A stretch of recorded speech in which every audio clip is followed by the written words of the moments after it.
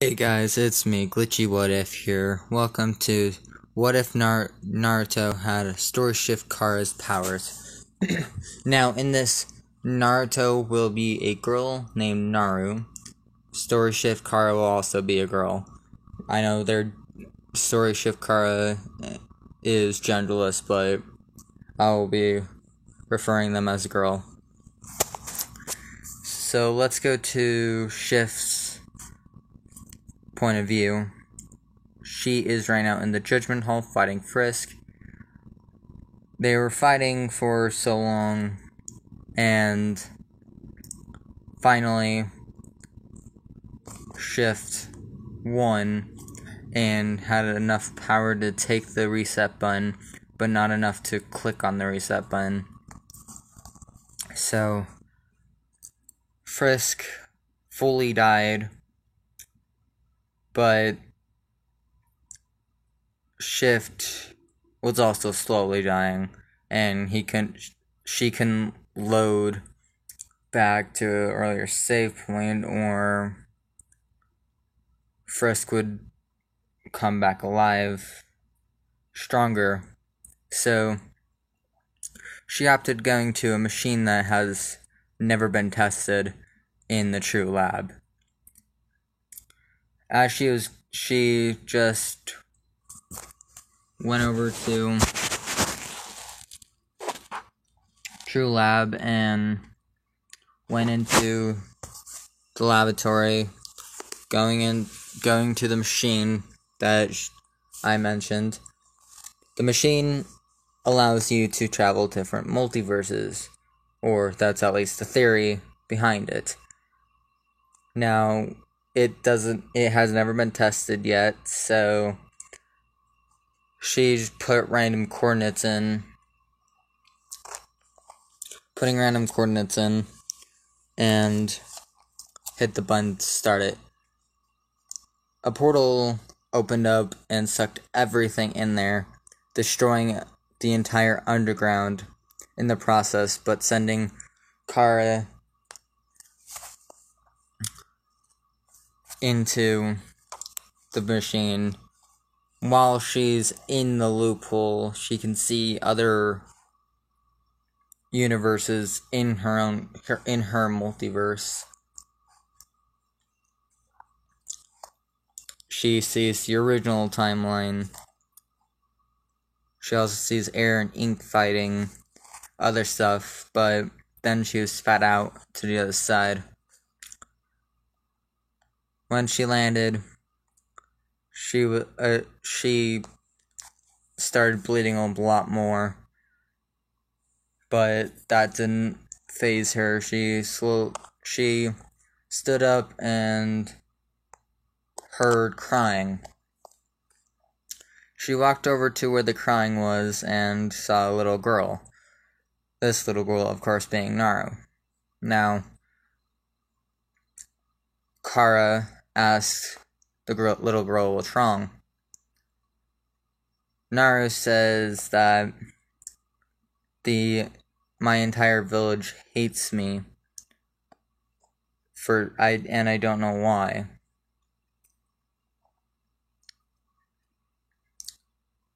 Naru then looks over to Kara and asks if she was alright because of how much she is bleeding and the injury that is over her eye and chest. Now, Kara says that I am slowly dying, but I'll be alright for now. Kara also asks if Naru would want my powers. Of course, my magic. Of course, Naru was confused on what magic is, so Kara decided to explain what magic is to Naru, and Naruto kind of understood, but didn't really. Now, Kara checked Naru's soul Find out that it was a kindness soul. So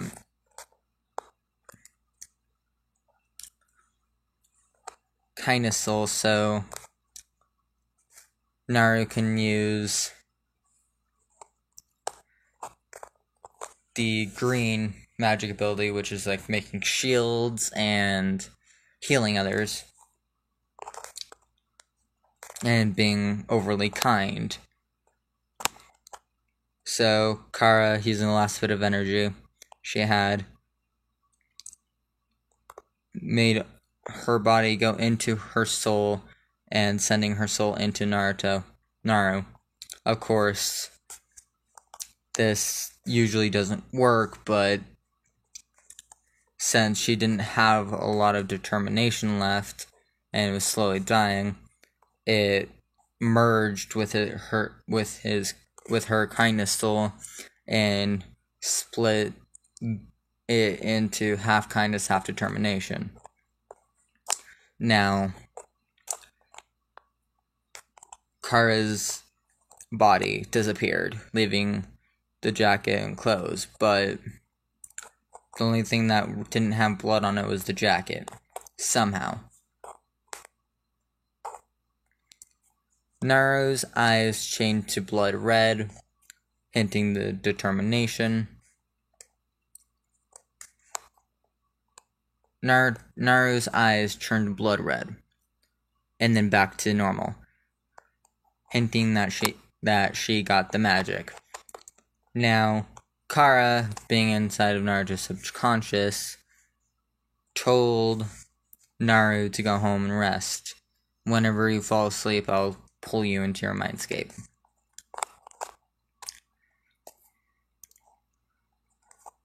Now, while Naru was walking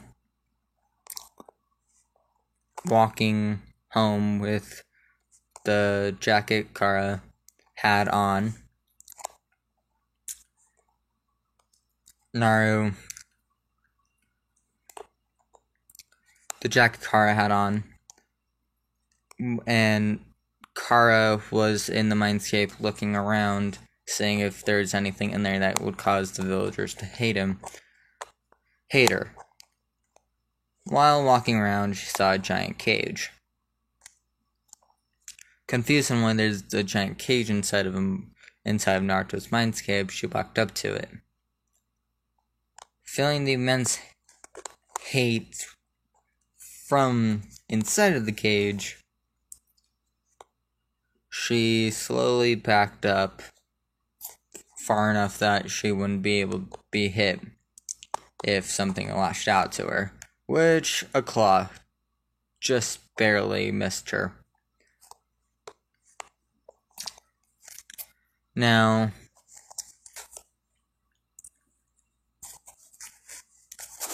let's start off with what they're saying. May I ask who you are, giant fox person? The nine-tailed fox says, I am the nine-tailed fox. What are you, and who are you, and why are you inside of this person's mindscape? This human's mindscape, says the nine-tailed fox. Well, I was technically dying, so I fused my soul with Naru's soul, the kindness soul, and now it's half kindness, half determination, but that's beside the point. It also gave him my powers, so I had to train her. Sorry that I mistake Naru, because it's female. Now, Naruto is female. I keep mistaking it because I'm so used to it being male. So, I might say him, but just so you know, I mean her.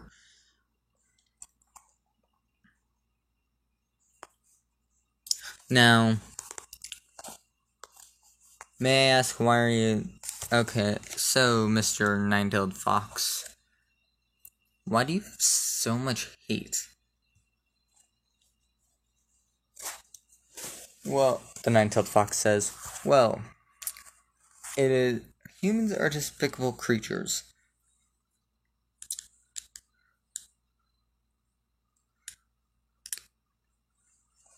Kara says, I somewhat agree with you.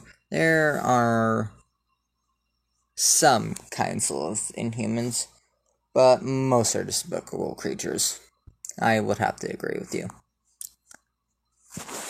The nine-tailed fox, being surprised at this, asks, why do you hate your own kind? Ask why you hate your own kind. Well, I say, Kara says, well, they did try to kill me multiple times and push me down a mountain where I found a new family, but now they're all dead because of a human. The nine-tailed fox, again being shocked, asks, how are you here? Well, Kara says, well, I found there was a machine in my world, my universe, where it allows me to travel to different universes. It was never tested, so I put in random coordinates, and it sent me here, effectively finding Naru, and combining my soul with her. And here we are. Nine-tailed fox just hummed and asked, how are you gonna train the girl? Kara says, well, I'm going to make her come into the mindscape. So, with you being here, might cause some problems. The nine-tailed fox says, well, I won't cause any problems. I will just watch. Though you should probably tell Naru that I'm here.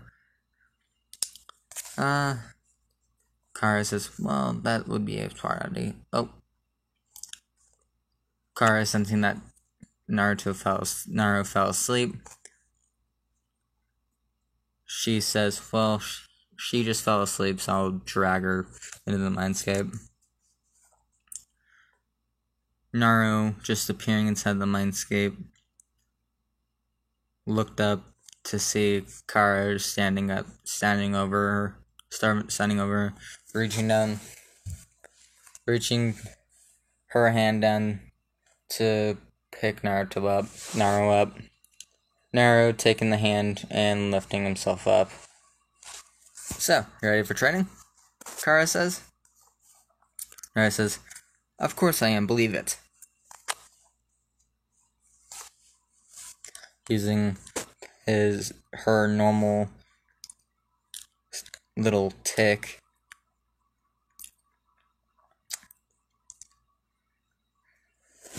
Well, we're gonna have to beat that idea, but that's alright. We can do that a minute later. But first, let's start training. But first, let's talk to why you are hated by your village, Kara says. Naruto says, wait, you figured out why I'm hated by the village? Kara says, yep, and it's to deal with the caves right behind me. You can talk to him now. The nine-tailed fox speaks. Hello there, Kit. In a very menacing manner, but that didn't faze Naruto. Naruto just asks, why would it be your fault that I'm hated by the village? Surprised, the fox says, I am the Kaiba no Kitsune, or the nine-tailed fox.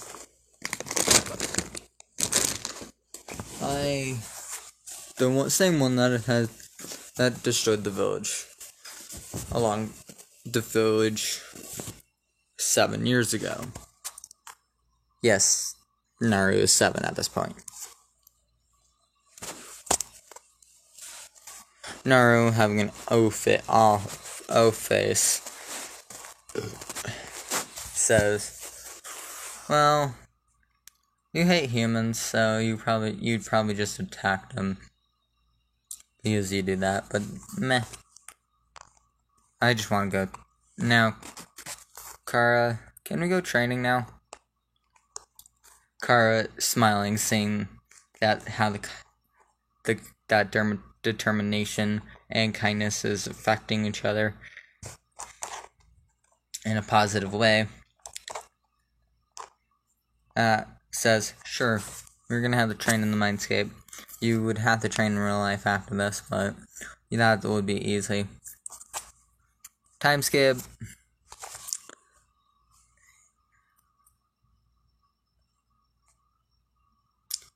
Six years to the graduation exam.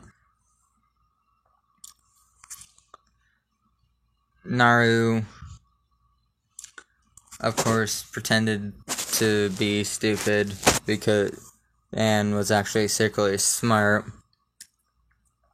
thanks to the help of Kara and studying and the determination soul for studying, but was acting stupid because the villagers would most likely try to kill her. And it was now the entrance exam. It was now the final exam. And this was where Naru would show that she is smart instead of dumb. Now, Naru, having the nine-tailed fox, not messing up her chakra, is actually pretty good at chakra control. So, Naru can effectively make 5 shadow clones perfectly.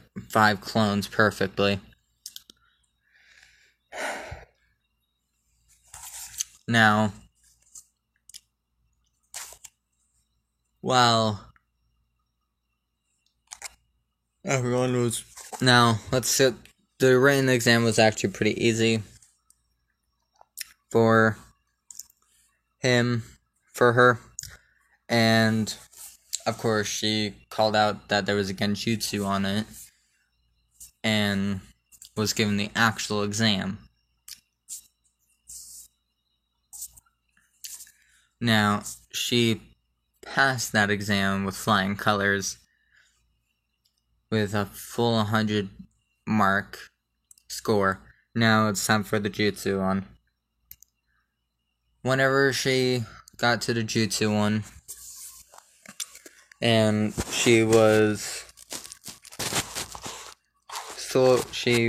whenever she was called, she did the transform jutsu, and made 3 perfect clones, and did the substitution jutsu perfectly.